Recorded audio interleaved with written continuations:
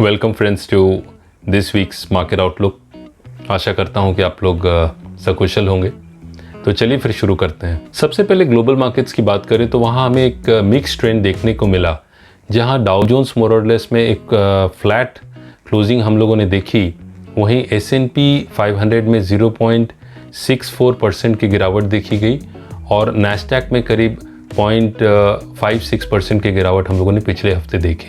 Major technology stocks जैसे Apple, Amazon, Facebook, इन सब में पिछले हफ्ते 3% से 5% की गिरावट हम लोगों ने देखी। और जो CBOE विक्स है, जिसे वोलेटिलिटी फैक्टर या फियर फैक्टर कहते हैं, उसमें भी एक 1.5% की हम लोगों ने गिरावट देखी। लेकिन जो CBOE विक्स में जो गिरावट है वो एक अच्छी बात है, क्योंकि वो कहीं ना कहीं एक इन्वेस्टर जो सेंटिमेंट्स है वो दिखाता है कि वो नॉर्मल है या वो फियरफुल नहीं है, वो डरा हुआ नहीं है। तो वो एक पॉजिटिव साइन डेफिनेटली है। यूरोपियन मार्केट्स की बात करूं तो यूरोपियन मार्केट्स में भी हम लोगों ने एक गिरावट देखी। लास्ट वीक यूरो स्टॉक्स 50 जो यूरोप का मेजर बेंचमार्क इंडेक्स है, उसमें करीब 1% की हम लोगों ने गिरावट देखी। जर्मनी के डैक्स में 0.66% की गिरावट रही। ब्रिटेन के FTSE में करीब 0.42% की गिरावट रही और फ्रांस के CAC 40 में 1.11% की गिरावट रही। तो ओवरऑल यूरोपियन मार्केट्स में भी हम लोगों ने सेलिंग प्रेशर देखी लास्ट वीक। अब एशियन मार्केट्स की बात करूं तो एशियन मार्केट्स में जहां एक तरफ चाइना के शंघाई कॉम्पोजिट में हम लोगों ने एक 2.38% की तेजी देखी, वहीं जापान के निके में 0.2% की गिरावट रही। इंडियन मार्केट्स की बात करूं तो निफ्टी में एक मामूली सी 0.35% की बढ़त देखी गई।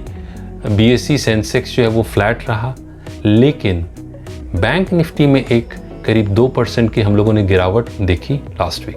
इंडियन मार्केट्स की बात करूं तो फाइनेंशियल स्टॉक्स, बैंकिंग स्टॉक्स, इन सब में एक सेलिंग प्रेशर हमें देखने को मिला लास्ट वीक। और यदि इंडिया विक्स की बात करें, जैसे CBOE विक्स US में है, वैसे इंडिया विक्स जो इंडिया का फियर इंडिकेटर है, वोलेटिलिटी इंडिकेटर है, वो करीब 20 के आसपास ट्रेड कर रहा है। तो वो एक नॉर्मल साइन ही है, तो वो एक अच्छी बात है। इंडियन डेटा फ्रंट पे बात करूं तो S&P जो Standard and Poor's rating agency है, इसके अलावा एशियन डेवलपमेंट बैंक है, उनका ये कहना है कि इस फाइनेंशियल ईयर में इंडिया की इकॉनमी 9% श्रिंक यानी घट सकती है। इसके अलावा टोटल जो टैक्स कलेक्शंस हैं टिल 15 सितंबर, उनमें 22.5% की गिरावट देखी गई है ईयर ऑन ईयर। जो ये कोरोना पैंडेमिक के कारण जिस तरह से इंडस्ट्रीज अफेक्टेड हुए हैं, तो टैक्स कलेक्शंस भी जो रहा है गवर्नमेंट का, उसमें भी एक भारी गिरावट देखने को मिली है। अब कुछ की ग्लोबल इवेंट्स जो लास्ट वीक हुए हैं उन पे बात कर लेता हूं। तो सबसे पहले US फेडरल रिजर्व की जो मीटिंग हुई थी लास्ट वीक, तो US फेडरल रिजर्व के चेयरमैन जेरोम पावेल ने कहा कि इंटरेस्ट रेट्स जो हैं नियर टू ज़ीरो टिल 2023 तक रह सकता है US में। तो ये काफ़ी बड़ी बात उन्होंने कही। इसके अलावा लेकिन कोई फ्रेश फाइनेंशियल स्टिमुलस पैकेज की बात जो है वो उन्होंने नहीं कही।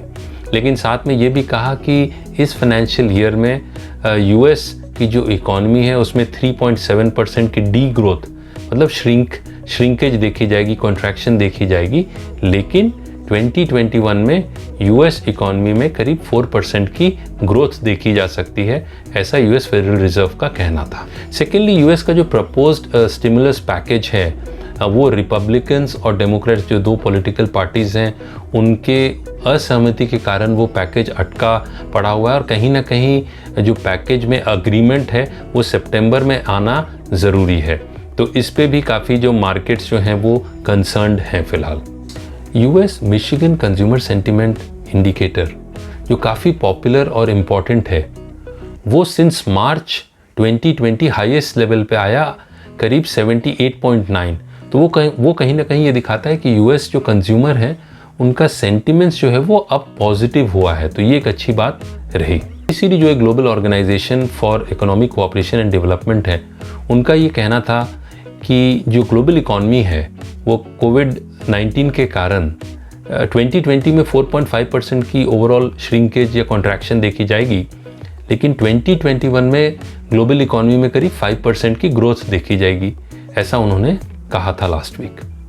इसके अलावा चाइना का जो अगस्त इंडस्ट्रियल प्रोडक्शन है वो 5.6% बढ़ के आया, जो भी एक पॉजिटिव साइन रहा मार्केट्स के लिए, तो उसका एक असर हम लोगों ने चाइनीज मार्केट्स पे भी देखा लास्ट वीक। साथ में यूरोजोन का जो सेंटिमेंट इंडिकेटर है फॉर द मंथ ऑफ सितंबर, वो हाईएस्ट आया सिंस 2004, जो अगेन एक अच्छी बात रही। एक सरप्राइज एलिमेंट भी रहा। बैंक ऑफ इंग्लैंड ने लास्ट वीक ये कहा कि वो नेगेटिव इंटरेस्ट रेट्स पे भी डिस्कशन कर रहे हैं, तो ये एक सरप्राइज था मार्केट्स के लिए।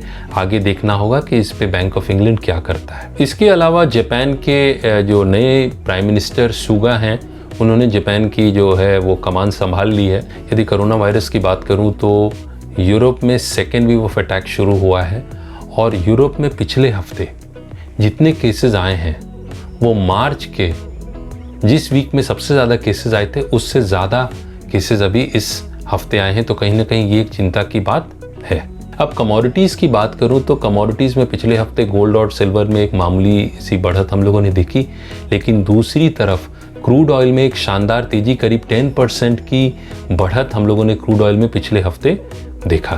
क्रूड ऑयल प्राइसेस के बढ़ने के कारण जो हैं वो 3 थे। एक तो ये रहा कि यूएस में अभी फ़िलहाल हरिकेन सीज़न चल रहा है, तो यूएस के जो offshore production of crude oil और गैस है उसमें 25% की कटौती हुई है, तो जो सप्लाई है वो इफ़ेक्टेड हुआ है, तो उससे क्रूड ऑयल को एक पॉजिटिव सपोर्ट मिला। दूसरा है कि जो weekly US crude oil inventory data आता है वो घट के आया, तो उससे भी क्रूड ऑयल प्राइसेस को सपोर्ट मिला।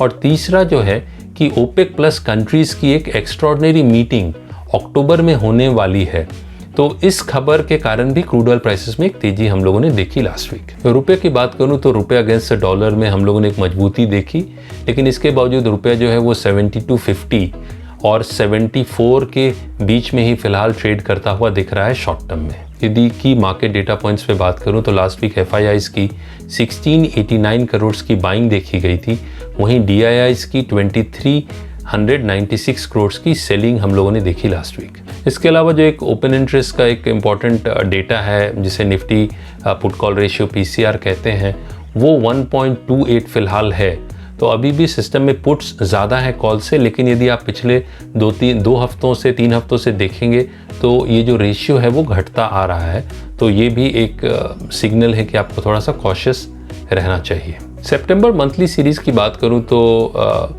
सितंबर मंथली सीरीज़ में 12,000 के कॉल ऑप्शन में और 11,500 और 11,000 के पुट ऑप्शन में सबसे ज़्यादा ओपन इंटरेस्ट देखा जा रहा है, तो ये रेंज जो है वो काफ़ी इंपॉर्टेंट हो जाता है। और इस हफ्ते जो है वो मंथली एक्सपायरी भी है, तो काफ़ी वोलेटिलिटी भी हमें देखने को मिल सकती है।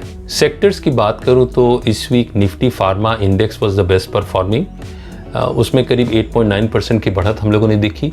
वहीं जो वर्स्ट परफॉर्मिंग सेक्टर रहा वो फाइनेंशियल सेक्टर रहा, और निफ्टी बैंक में हम लोगों ने एक 2% की गिरावट देखी लास्ट वीक। इस वीक जो की ग्लोबल इवेंट्स में US federal reserve chairman Jerome Powell और यूएस ट्रेजरी सेक्रेटरी, ये दोनों जो हैं वो यूएस सेनेट और यूएस हाउस ऑफ रिप्रेजेंटेटिव्स के सामने पेश होंगे और उनसे सवाल किए जाएंगे केयर्स एक्ट से रिलेटेड। और ये केयर्स एक्ट जो है वो $2.2 ट्रिलियन का जो कोरोना वायरस से फाइट करने के लिए जो फाइनेंशियल पैकेज है वो उससे रिलेटेड है, तो इस पे भी मार्केट की जो है वो नज़र रहेगी। इसके अलावा यूएस, यूके, यूरोजोन और जापान का PMI सर्वे डेटा, ये जो PMI सर्वे डेटा है ये परचेजिंग मैनेजर्स इंडेक्स है जो ओवरऑल इकोनॉमी के बारे में बताता है, और साथ में चाइना का मॉनेटरी पॉलिसी डे, ये जो है इवेंट्स इस हफ्ते होंगे जिनका असर भी मार्केट्स पे हमें देखने को मिलेगा। तो अगले हफ्ते जो है ग्लोबल क्यूज़,